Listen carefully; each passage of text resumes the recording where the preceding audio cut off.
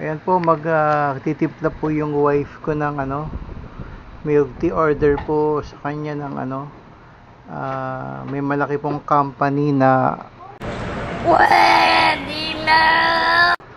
Ano pangalan? Basta malaki pong company po yun ng ng RMA. Malaking company po ng ang tawag doon man? Yung hindi, yung may magandang term naman. Ayun, gifted. Tama, namura pa ako. Ano sabi mo? Drifted. Tripted. Trip mo? Trip ko. Trip mo yan. Let's go. Ayan. Yun po. Ayan. Naku, kung naamoy nyo lang po dito, yung amoy nung milk tea. Ay, sabi ko sa inyo, mag-order po kayo. Kami po ang pinakamurang milk tea yan dito sa sa lugar po namin. Lalo po ngayon, nasa school na po kami.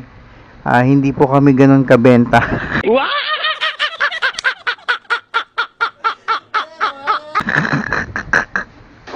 De, joke lang po yun kasi pang third day pa lang po namin.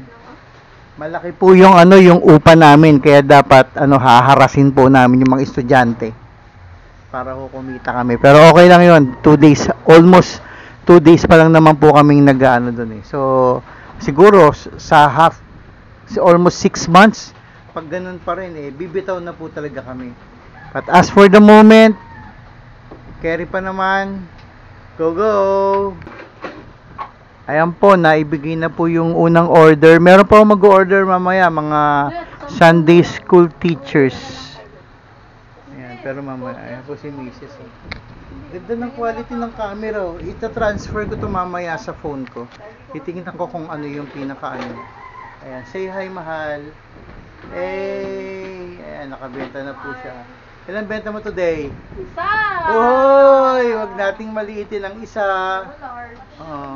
Large naman, 40 pesos. O, di ba? Kita mo, narinig nyo ha? Large, 40 pesos. Saan ka pa niyan? Large na po yun. 16 ounce. Alright, baby. Ay, 22 pala, sorry. 22 ounce pala yun. So, malaki po yun talaga. Kulang-kulang 1 liter na rin. Di ba? Saan makakitang ganun? Hello? Oh. Kaway-kaway sa unang let's go, baby.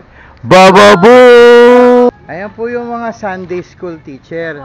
Binida ko, sabi ko, o-order po yung mga yan. Hindi pala order. May pasimuno. Wala daw po kasing siomay.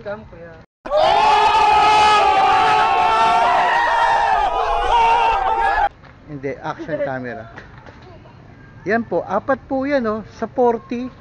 May upo po ako. O sa 30, 120 sana yun Pero may apat pa doon Baka sakali makabenta kami sa mga yan.